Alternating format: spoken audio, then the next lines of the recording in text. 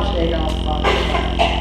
So, what a great day to be able to celebrate Father's Day. Just beautiful outside.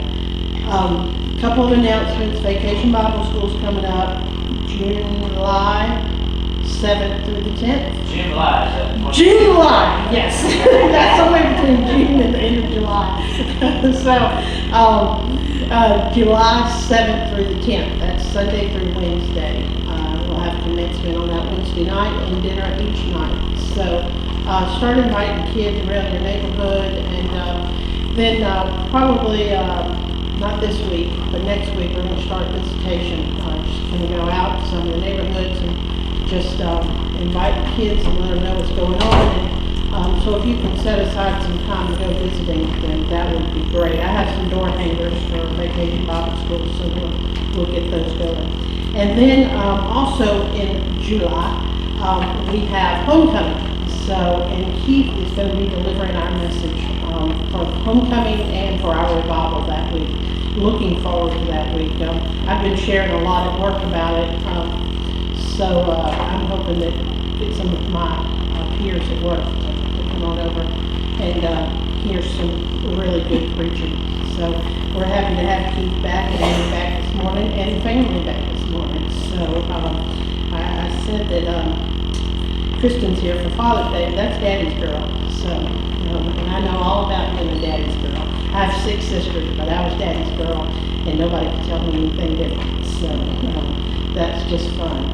So anyway, we're all glad that each one of us are here this morning to worship. And I got this book from Sandra. I never know what she's going to give me, but I read an article because Johnny Hunt caught my eye. I used to, many years ago, go to First Baptist Woodstock, and Johnny Hunt is just an awesome man of God. But I don't know if you remember when David Franklin was here, he talked about who's your one. And there's an article in here that Johnny Hunt talks about who's the one. And we all know that, of course, Jesus Christ is the one and only. But who's your one? And he says, I would encourage everyone to pray daily for their one and ask God to give you opportunities to be extremely intentional in making the gospel known. Pray for courage to invite them into gospel conversations, and pray to see them saved over the next 12 months. So this is an ongoing project that we're talking about, Who's Your One? We could see over 530,000 people compared to last year, where we only had 250,000 people baptized, if we will just each pray for one person. Isn't that amazing? 530,000 people we could see come to know the Lord if we just commit ourselves to one. So I encourage you, find your one. Do that this week. Just find one person. Invite them to church next week. We could see this community just grow if we would just reach one. So now we're just going to move into a time of prayer. I know there were some mentioned in Sunday school. Did you have one mentioned in Sunday school for prayer?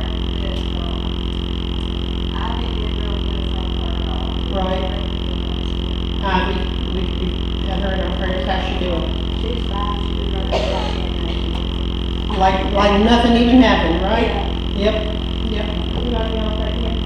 My granddaughter broke her leg this week. Anna Brooke, she's the youngest. She was putting her feet down, going down the hill on a bicycle. But it got tangled up in the front wheel.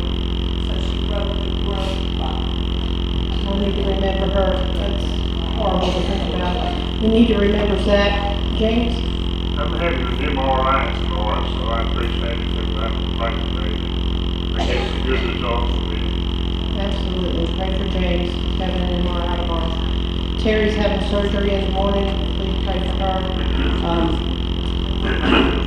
Lynell Woods, we'll keep her in our prayers.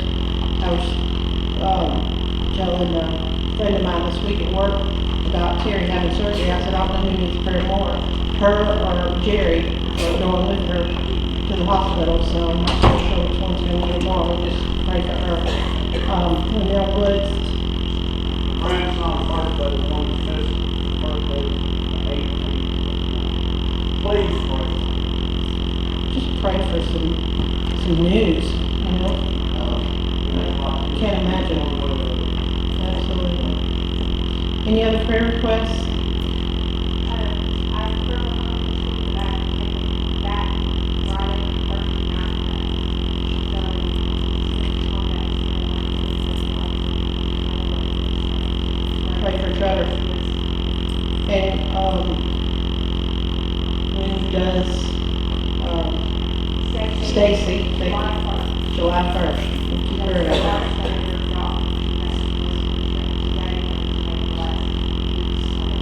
Okay. Cindy?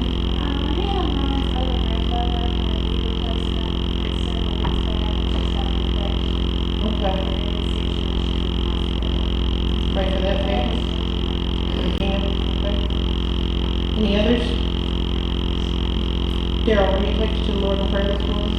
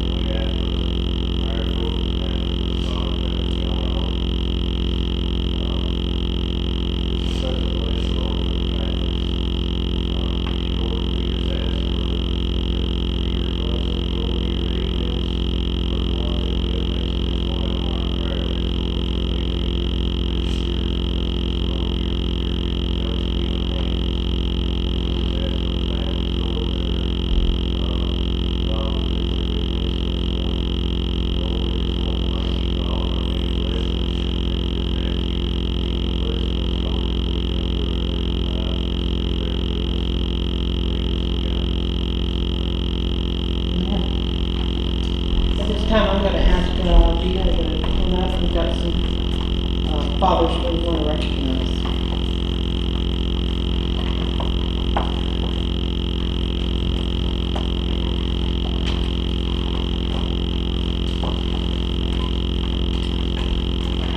You know, we call the God of creation our Heavenly Father. And we do that in a way that when God instituted family, He gave us fathers. And it helps us to realize the relationship that we should have with our Creator God. Because the Father is the spiritual leader. He's the provider. He's the protector. He is the one that is put over the family. And don't preach too much of my sermon today, say. But regardless, this is what fathers are supposed to be. And I was blessed with a wonderful father. My husband is a wonderful father, one that cares for his children and grandchildren and prays for them. And to have that blessing just is more than I can be thankful for.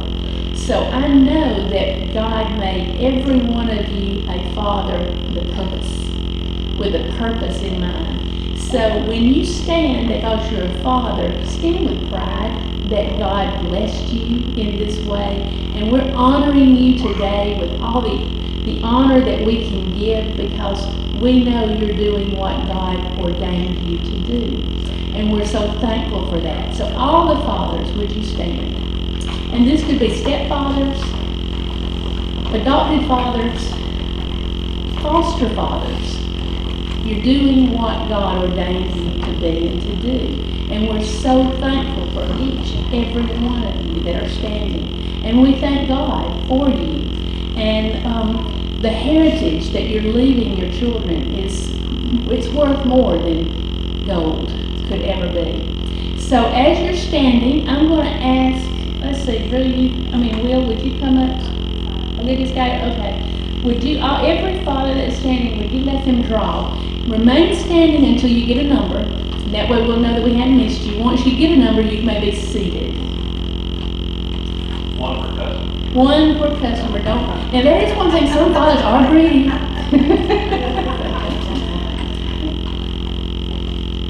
Once you receive it, you may be seated. This just helps us to know that we haven't missed anyone.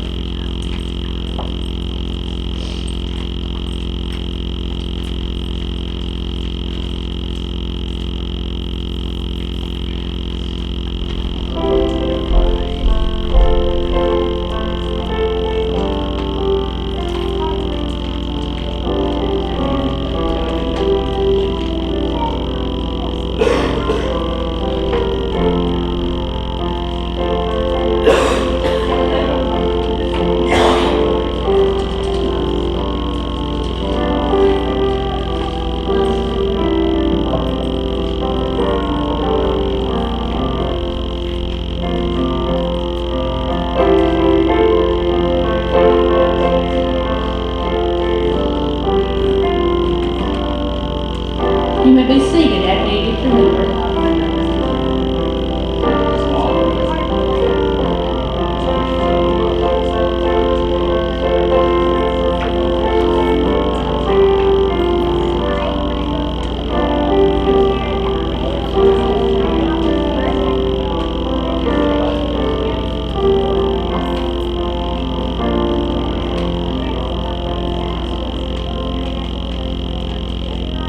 I hate to tell you, but these little door prizes, there is a gift card in there to a nail salon for you to give to your wife.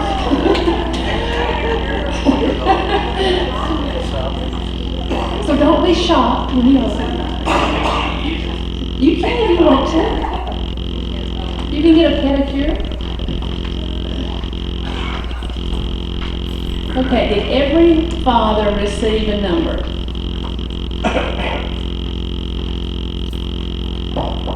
Okay, this is a list of another bucket that has the same numbers in it. Now, there's some that aren't picked. Yeah. No, because you're going to take this out there. There was some that, so I made it draw a number that's not picked. And I want you to know that it says girls.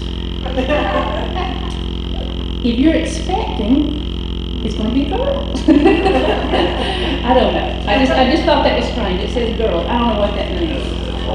Oh, is this one say boy? Okay. All right. Okay.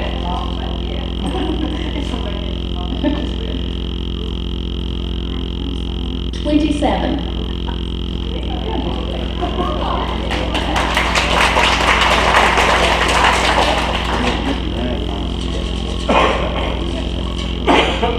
Buddy, I'll go with you to get your mail.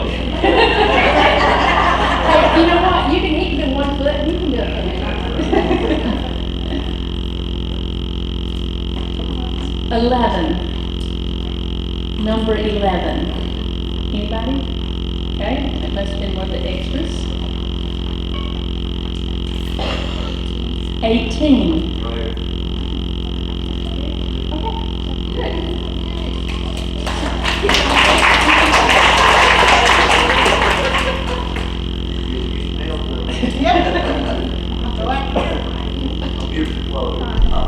Five. Number 5. No one? Okay.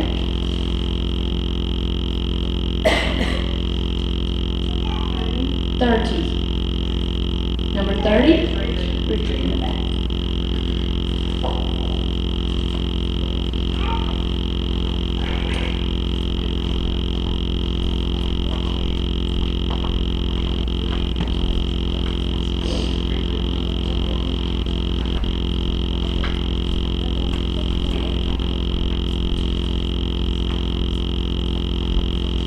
And the last one?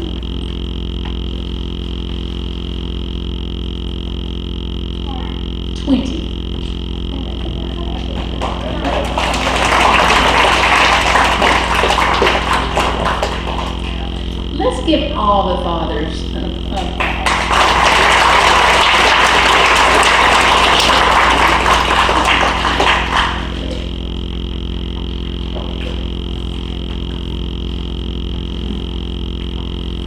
All right, let's stand and sing this morning.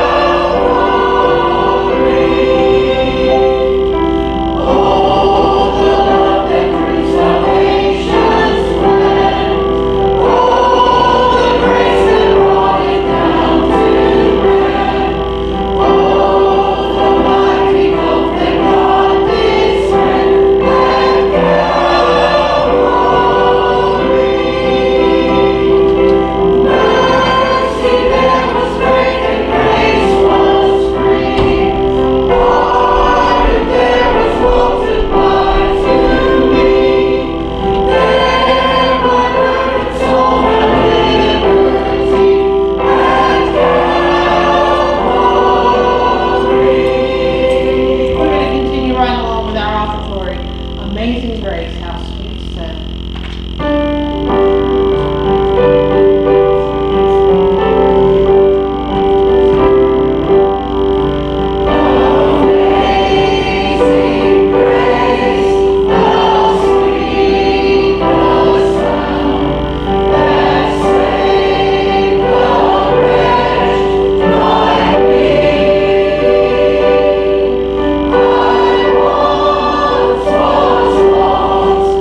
I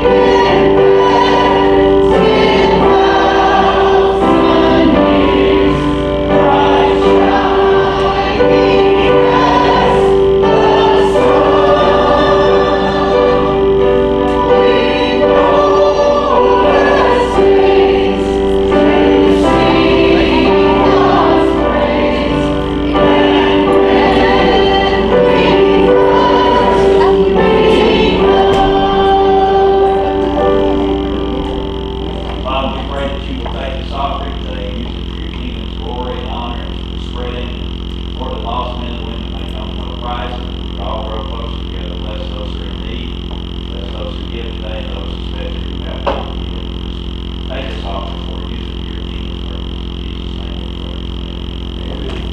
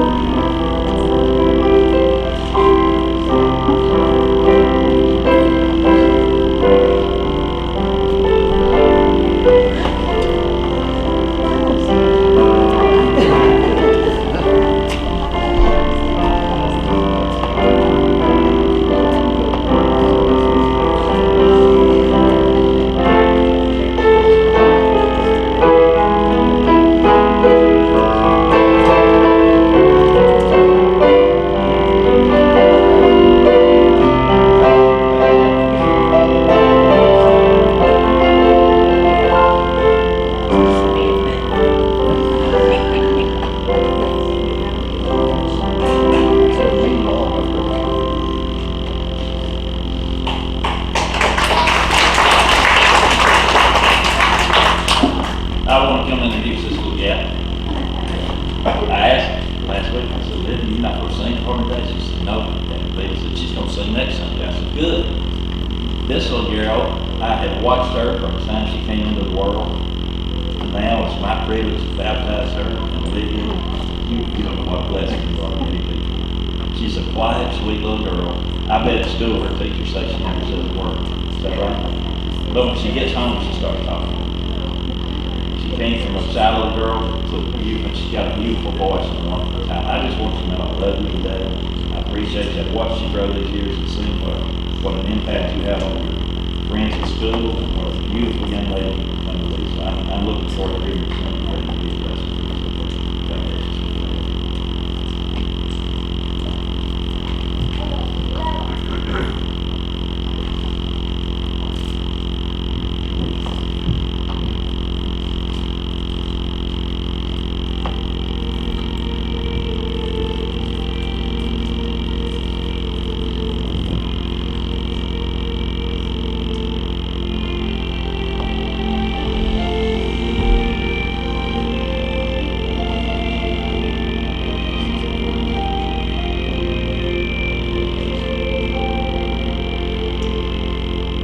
Lost are saved, find their way at the sound of your great name.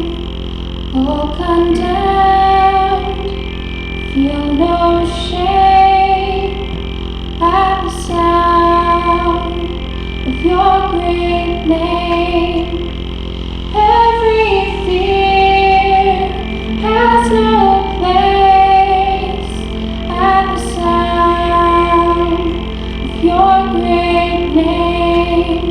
The enemy, he has to leave at the sound of your great name. Jesus, worthy is the Lamb that was slain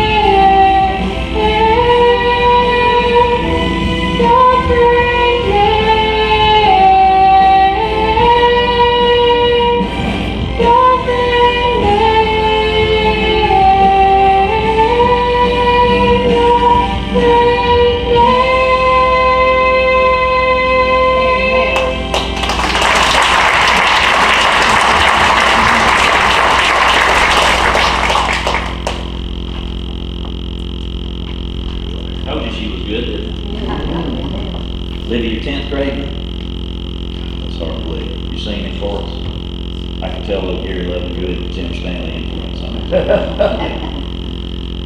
Take your Bibles, turn with me to Luke chapter 15 today. We'll be reading the entire chapter in just a little while, but before we do, I do want to take a moment and say thank you to the fathers that are here. My father-in-law's here. My earthly father went to be with the Lord about 16 years ago, but I know he's here in spirit too. He lives on in his sons, and I like to have to say I am so grateful for a dad who raised a Christian dad, who raised me to trust in the Lord.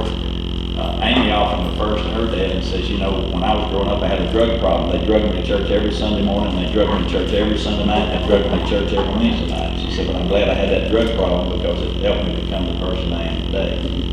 And I'm grateful to know that I live with a Christian dad. Some of them can't say that. You didn't grow up with a Christian father. Some of you may have grown up not even knowing who your real father is. But I want to tell you today, Father's Day is more than about us men that you saw stand a little while ago. It's about our Heavenly Father that Thea referred to. Amen. Who is a father to the fatherless and who cares. And I don't care who you are today, you can celebrate Father's Day. I know I talk to a lot of people who say, well, my father's gone, I don't have anything to celebrate. Listen, our eternal Father is with us. Amen. He is the perfection of what fatherhood is. Now it's Father's Day, and Father's Day and Mother's Day, you know, we treat a little differently, don't we? Moms always have a special place in our heart, and dads, just like you know, we have to do Mother's Day earlier in the year than we do Father's Day. We have to do it first. You know, mothers get extra special treatment lots of times. The one thing I've noticed is even on Mother's Day, a lot of mothers still have to cook. Y'all notice that? And they didn't have to turn around and cook for Father's Day too.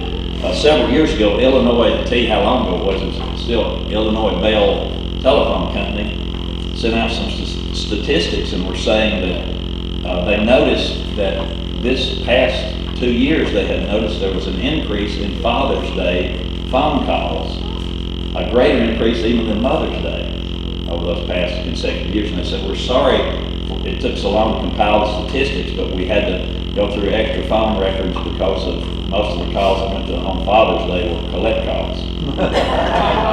And I think when it comes to the difference between Mother's Day and Father's Day, that's kind of like the way it is. You know, we spend a lot of time and energy and effort on our moms, and sometimes dads kind of get the short end of the stick, but it's important to realize that, you know, we relate to mothers and fathers differently, and mothers and fathers relate differently to us. I remember when I went to Mississippi College my freshman year, I went so far away from home, my mother thought I'd moved to another country and had to have a passport to get back home. But I was just in Mississippi.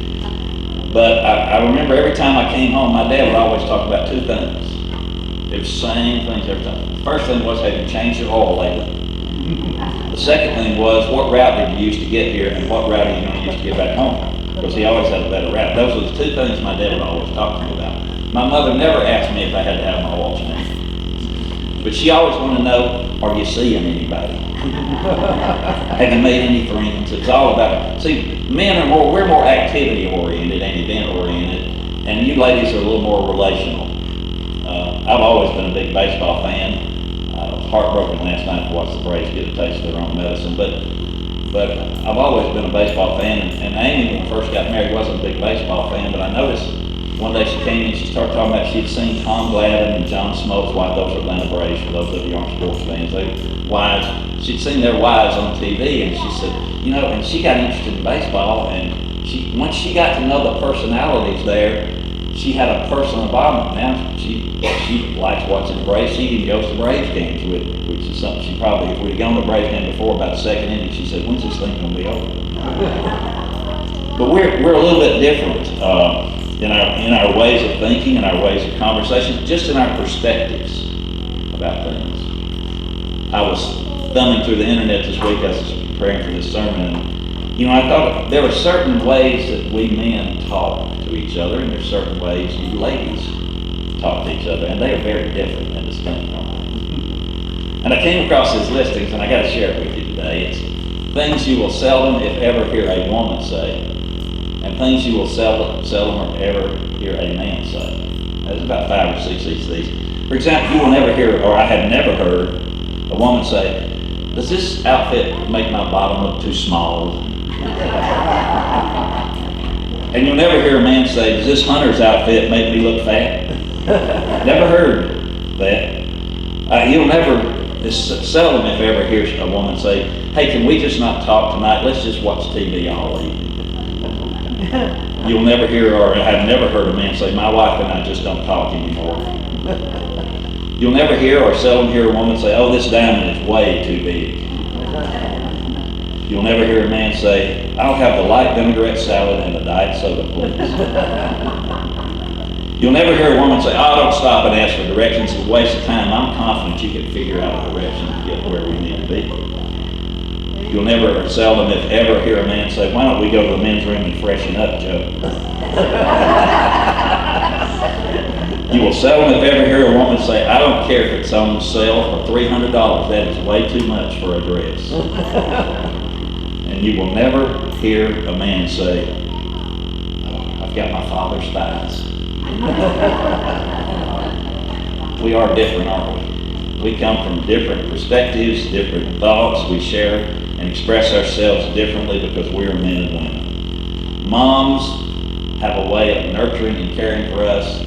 Dads, as Steve has already taken two of my points in my sermon from me, dads, we're concerned basically about provision and protection. That's our basic role, essential role as a spiritual leader, is to provide for our family and protect our family.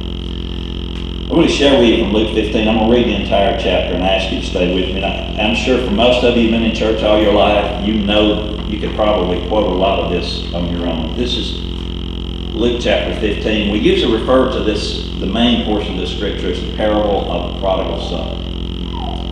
But I think even more than that, it's the parable of a loving father. Because the central figure to me is the father in this story. It's not the prodigal son, it's the father. Because that's who Jesus was speaking. He was talking to the Pharisees, and if you remember, the Pharisees were the most religious of the religious sect, the Jewish sect in that day, and they were the ones who kept the law and who prided themselves on being sons of Father Abraham. So when Jesus talks about a father, that gets their attention immediately because they think of their father Abraham, who is the father of the Jewish nation. So let's look in chapter 15. Read along with me if you have it, or you can read along on the screen. Richard's got it up for you. Then drew near unto Jesus all the publicans and sinners for to hear him, and the Pharisees and scribes murmured, saying, this man receives sinners and eats with them. And he spoke this parable unto them, saying, what man of you having 100 sheep, if he lose one of them, does not leave the 99 in the wilderness, and go after that which is lost until he find it? And when he has found it, he lays it on his shoulders, rejoicing. When he comes home, he calls together his friends and neighbors, saying unto them, rejoice with me, for I have found my sheep which was lost. I say unto you that likewise joy shall be in heaven over one sinner that repenteth, more than 99 just persons who need no repentance. Either what woman, having 10 pieces of silver, if she lose one piece, does not light a candle, sweep the house, and seek diligently till she find it? And when she has found it, she calls her friends and her neighbors together, saying, rejoice with me, for I have found the piece which I had lost. Likewise, I say unto you, there is joy in the presence of the angels of God over one sinner that repents. And then he said, a certain man had 2 sons, and the younger of them said to his father, Father, give me the portion of goods that falls to me, and he divided them his living. Not many days after, the younger son gathered all together and took his journey into a far country, and there wasted his substance with riotous living. When he had spent all, there arose a mighty famine in that land, and he began to be in want. And he went and joined himself to a citizen of that country, and he sent him into his fields to feed swine. And he would fain have filled his belly with the husk the swine did eat, and no man gave unto him. But when he came to himself, he said, how many hired servants of my father's have bread enough and to spare, and I perish with hunger? I will rise, go to my father, and will say unto him, Father, I have sinned against heaven before you. I'm no more worthy to be called your son. Make me as one of your hired servants. And he arose and came to his father, but when he was yet a great way off, his father saw him and had compassion, and ran and fell on his neck and kissed him. The son said unto him, Father, I have sinned against heaven and in your sight, and I'm no more worthy to be called your son. So the father said to his servants, bring forth the best robe and put it on him. And put a ring on his hand and shoes on his feet. Bring hither the fatted calf and kill it, and let us eat and be merry. For this my son was dead, and is alive again. He was lost and is found. They began to be merry. Now his elder son came in from the field, or his elder son was in the field, and as he came and drew nigh to the house, he heard music and dancing. He called one of the servants and asked what these things meant. He said unto him, your brother is come, and your father has killed the fatted calf, because he has received him safe and sound. The brother was angry and would not go in. Therefore came his father out and entreated him. And he answering said to his father, lo, these many years do I serve you, neither transgressed I at any time your commandment. And yet you never gave me a kid, that I might make merry with my friends. But as soon as this thy son was come, and which has devoured your living with harlots, you have killed him the fatted calf. And the father said unto him, son, you are ever with me, and all that I have is yours. It was meet that we should make merry and be glad, for this your brother was dead, and is alive again, and was lost, and is found. This moment that Jesus takes his time to share with these very religious people who were trying to live good, godly lives, he takes a moment to share a trilogy of lostness. He talks about a lost sheep, talks about a lost coin, talks about a lost son. And the beauty of all three of those parables is that they're talking about someone losing something of great value. And I like to refer to it sometimes as the parable of the needy woman, the parable of the industrious shepherd, and the parable of the loving father. Because that's what Jesus is wanting really to centrally focus on, is that you've got to understand the love your Father has for you as an individual. Now, we read John 3:16. What does it say?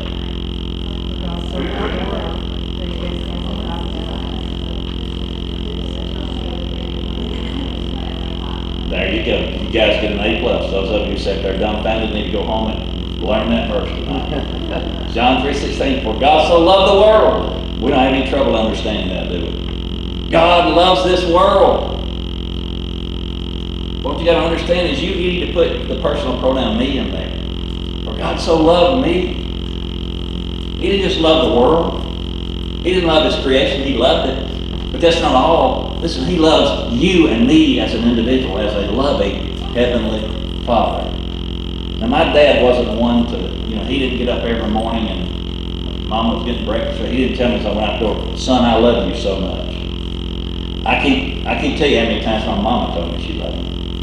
My daddy didn't say every day, I love you so. Matter of fact, it was few and far between. It's kind of like Amy tells me the story of her grandparents. And one day, Mama Lee said to her husband, Amy's grandfather, you don't say you love me much anymore. And he said, well, I told you I loved you when we got married. If I change my mind, I'll let you know. We men are like that, But I know one thing about my dad. He showed me how much he loved me every day.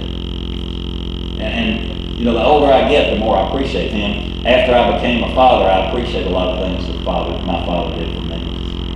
And I hope my children one day will, as they have their own children, hopefully, Lord knows when it'll be. They may have to come visit me in a nursing home. John, I'm not putting any pressure on you, right? But I tell you, the more I experience being a father, and let me tell you, to be a father is the greatest opportunity. You all know, they used to tell me all the time when they go home, they said, do you ever keep a job? I was a school teacher, I was a battalion chaplain, I worked at a freight company, and I did a lot of different things. And the joke was always, well, he's a good guy, but he can't keep a job very long. But of all the jobs, opportunities, and vocational opportunities I've had, the greatest vocation I've had the opportunity to be is to be a father. And you can't explain it to somebody until you go through it. Till you're in that hospital room, and I've been in lots of hospital rooms and watched lots of people have babies. And, everybody thinks their baby's beautiful. I've never really seen a beautiful baby. That's just me. They're cute and cuddly and stuff. But They're pretty ugly when they first come out. To be honest, don't anything to shout about, I don't think. Even my own children, I thought, well, we probably could have done a little better. But they have blossomed. Let me correct that before I have to go home and deal with it. They have blossomed into beautiful young people. But little baby's just a little screaming, crying, fussing, helpless. And on one hand, you look and say, what can that thing ever be of value to me for? But that's not how we respond, is it? We look at that little thing in the cradle and we say, oh, that is the most precious thing in the world. Why? Because it's a value, because it's ours. You know what? God looks at me and you, and He says, you are the most precious thing in the world to me. Like a father who sees his newborn child and just wants to do anything in the world to make sure that life, and then as you go through, you become that provider.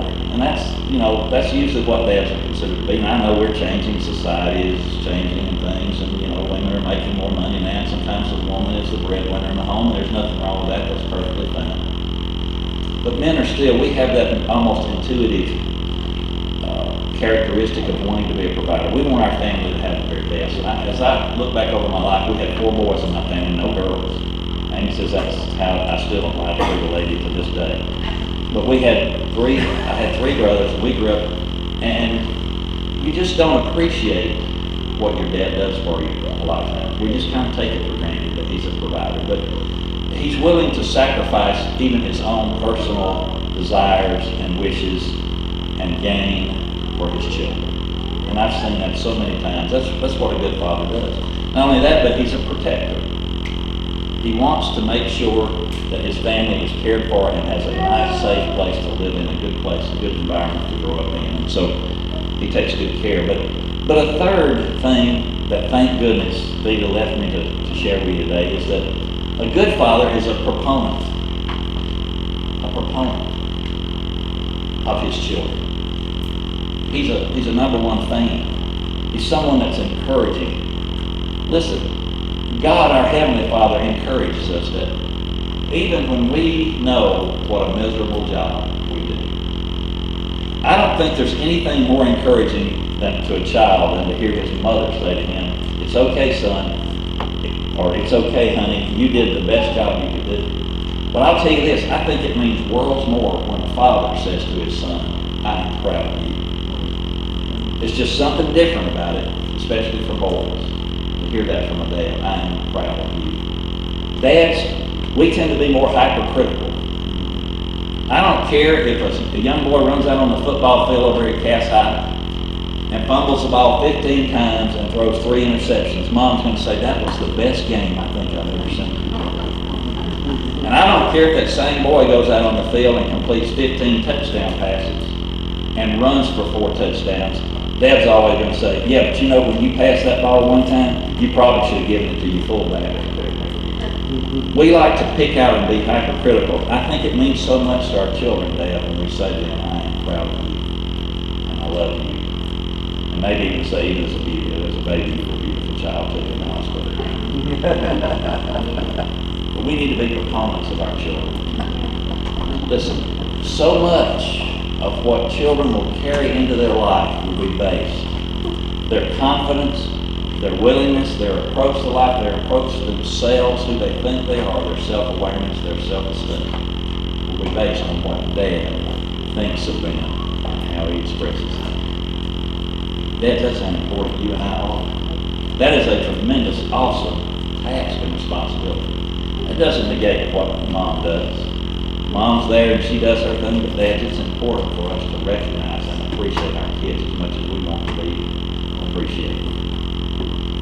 For the prodigal son, you know the story. He goes off and does his thing, lives in a riotous way, that's the way the King James Version, just wastes everything he has. And remember, there are 2 brothers here. And we call this one the prodigal son, but both the sons were prodigal. In this way, one son went out and spent everything he had on riotous living. Notice that it says that the father went ahead and divided, even though the other brother didn't ask for it, he divided it among the two. So the older brother got his share too. And I can tell you what he did. He went down to First National Bank and put it in there in a CD and started drawing interest on it, because he said that's what Dad would do. And he was right. That's probably what Dad would do. But the younger son, he did exactly the opposite of what Dad would do. And he said to himself, you know, I don't want to live like my daddy and work all my life and work my fingers to the bone. I want to go live life. But he came to his destiny, which was eating with a bunch of pigs, because everything he had was gone and there was a famine in the land and he was in need. And back to the father he goes after he had decided, I don't want to live like my father lives. He says, you know what? That life's a whole lot better than what this world has to offer me. So here are these two boys, both prodigal in their own way. Because once the dad kills the fatted calf, puts the robe and finger on the younger son, here's the old boy puffed up outside. The older brother's dad comes out and says, son, what's wrong? Why don't you come in here and celebrate it with us? Your brother's back. Yeah, Dad, I know that sorry dog is back. And I've been sitting here grinding away these 5, 6, 7 years he's been gone. Not one time did you tell the servants to go kill a calf for me. Not one time did you put a ring on my finger. Not one time did you put a royal robe on me.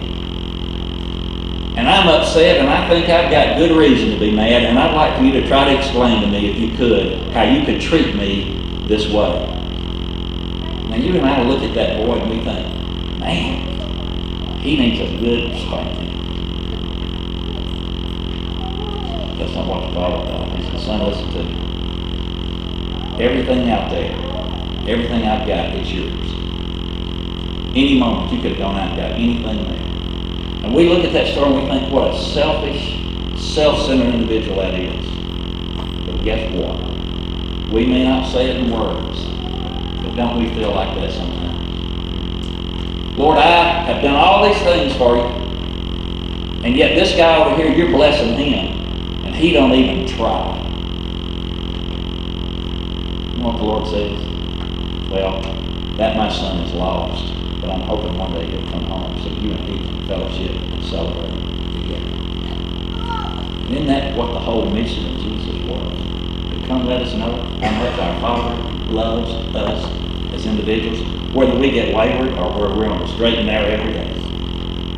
He still has compassion for us. That's what a loving Father is. Jamie Buckingham tells a story in his beautiful book about mercy and grace about a man named Fred Craddock. Fred was a theology professor at Phillips University, and he and his wife took a much-needed vacation to Gatlinburg, Tennessee. And they had were having a wonderful time. They went out to this wonderful restaurant to eat, and he thought, boy, they got a little corner table, and he said, this is great. I don't have to answer to people. I've had a whole week just to be myself and relax. And here I am now being able to enjoy my time with my wife, and they were sitting there having this nice candlelight dinner by themselves. And he noticed this one fellow kept walking around talking, stopping at every table and talking to everybody. And he thought, I hope that guy's not coming over here to talk to me. And sure enough, the guy kind of finally waddled over to them and shook his hand and said, hey, my name's Ben Hooper. Where are you folks from? He explained where he came from. He said, what do you do for a living?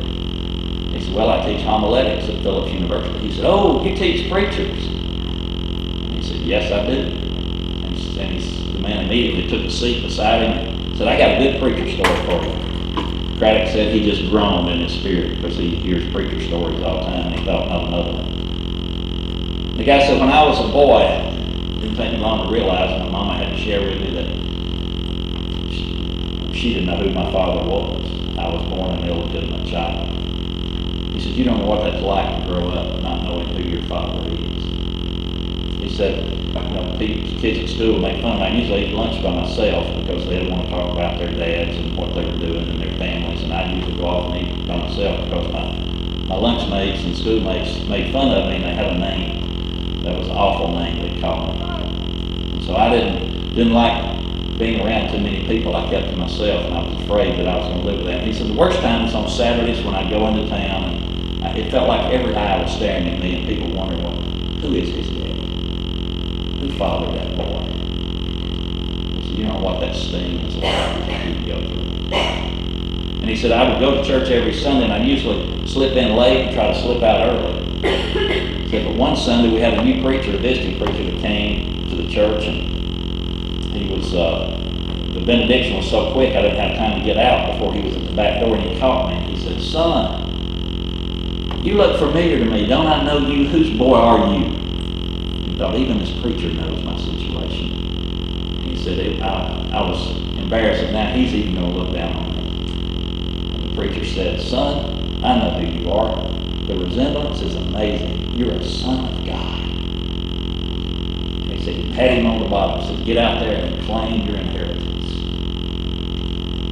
He said, I have never forgotten this preacher's word my entire life. He said, I hope you have a nice meal, and he got up and left. And just then, Braddock remembered Ben Hooper. Tennessee had elected 2 illegitimate sons to the governorship. Ben Hooper was one. Now let me tell you, when we realize whose son we really are, if you ask me who I am, I'll tell you I'm Ray Dempsey's son. But in reality, I'm a child of God. Let me tell you, that makes all the difference in my life. When I get discouraged sometimes, when I feel lonely, I remember that I have a heavenly Father who is my provider, who is my protector, who cares for me, and who is my biggest proponent.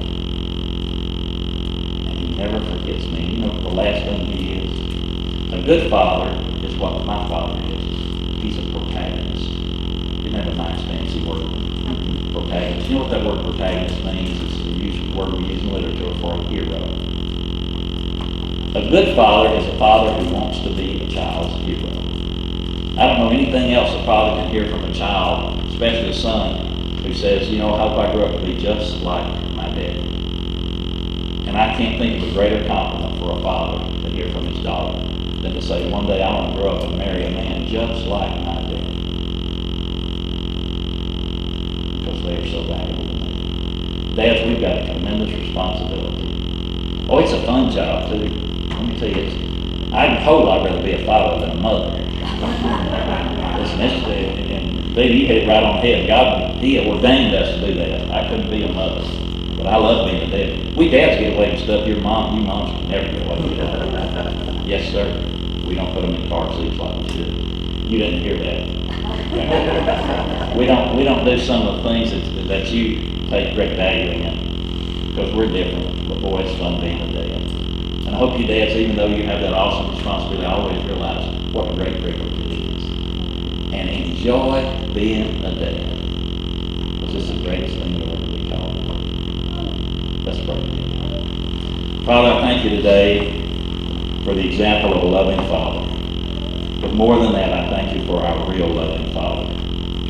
That you are the one who has compassion on us, who cares for us, who is our great provider, great protector. Lord, you're our biggest proponent. You stand for us against all the adversaries that come against us. And Lord, you're our hero. You're the one that we would love to emulate. We'd love to have more of our Savior's heart and our Savior's mind. God, as you teach us every day how to be fathers, I pray that you'll remind us how important it is that we always look to our Heavenly Father. He reminds us and tells us, you're a child of God. Go out and claim your inheritance. Help us today to do just that in Jesus' name. Amen. We're going to stand together. We're going to have a time of invitation. During this time of invitation, I'll be here to pray with you. You can come and just pray on your own. Whatever God leads you to do, you do as we sing.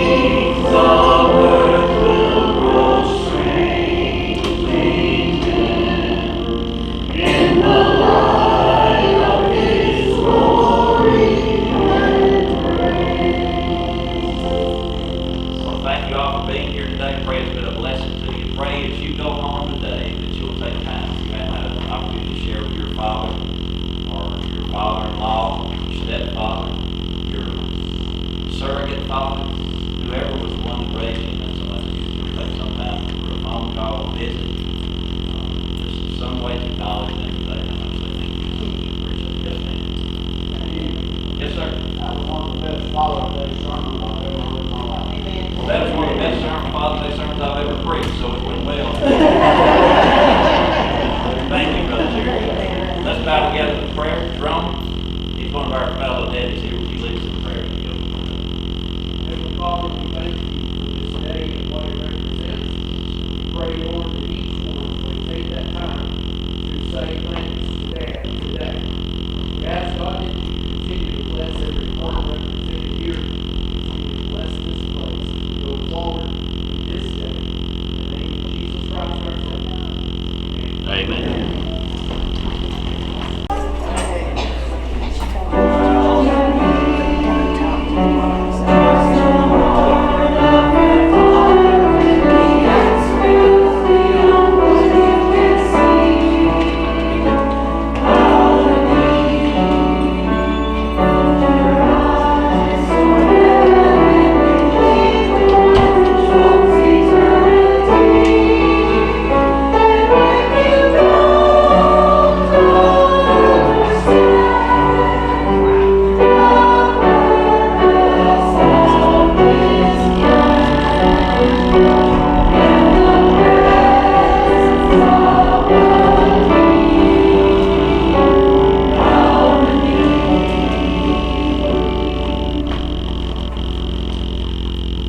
Good morning. Good morning. How's everybody? Good. Smiles? Happy Father's Day to all fathers. What a great day to be able to celebrate Father's Day. Just beautiful outside. A couple of announcements. Vacation Bible School's coming up July 7th through the 10th. July, is that 20? July, yes. That's somewhere between June and the end of July. So, July 7th through the 10th. That's Sunday through Wednesday. We'll have commencement on that Wednesday night and dinner each night. So, start inviting kids around your neighborhood, and then probably not this week, but next week we're going to start visitation. Just going to go out to some of the neighborhoods and just invite the kids and let them know what's going on. And so if you can set aside some time to go visiting, then that would be great. I have some door hangers for Vacation Bible School, so we'll get those going. And then also in July, we have homecoming.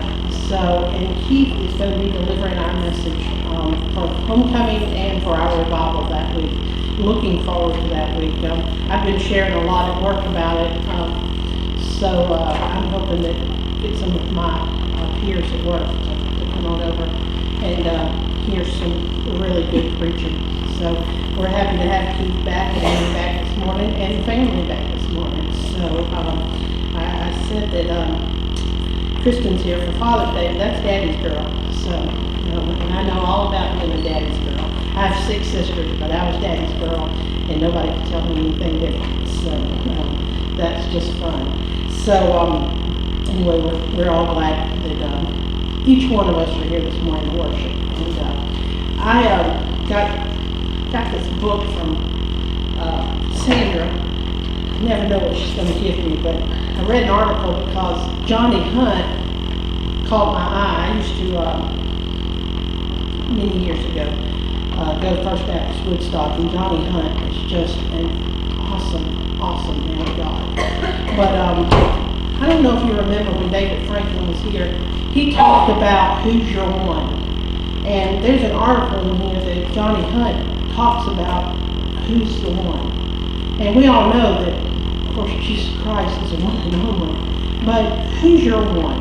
And he says, I would encourage everyone to pray daily for their one and ask God to give you opportunities to be extremely intentional in making the gospel known. Pray for courage to invite them into gospel conversations, and pray to see them saved over the next 12 months. So this is an ongoing project that we're talking about, Who's Your One?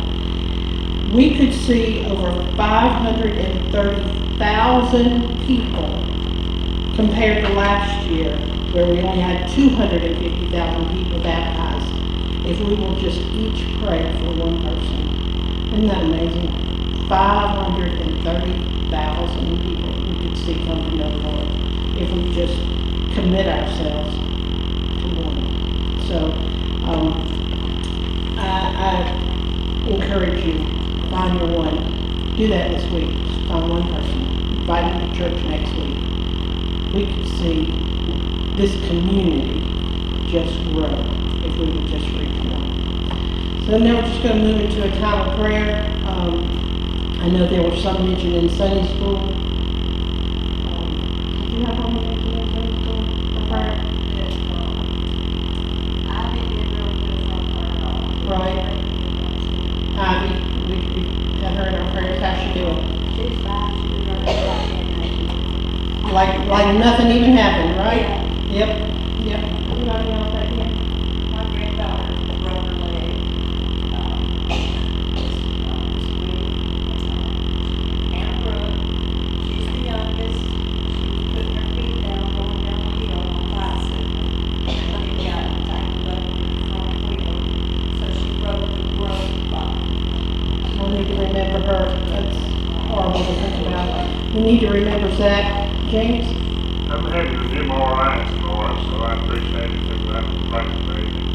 I get some good results from it. Absolutely. Pray for James. He's having an MRI tomorrow. Terry's having surgery in the morning. Please pray for her. Lynell Woods, we'll keep her in our prayers. I was telling a friend of mine this week at work about Terry having surgery. I said, I don't know who needs prayer more, her or Jerry, or going with her to the hospital, so I'm not so sure which one's going to need it more. We'll just pray for her. Lynell Woods, Grandson's birthday, the one that's missing, birthday, 18. Please pray. just pray for some news, you know? I can't imagine. Absolutely. Any other prayer requests? I prefer to back Friday, Thursday night.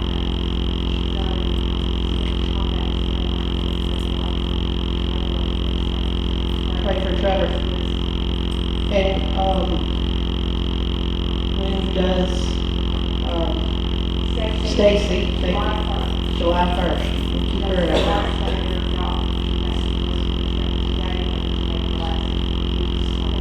Okay. Cindy?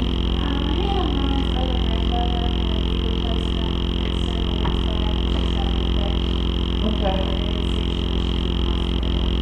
Pray for that family.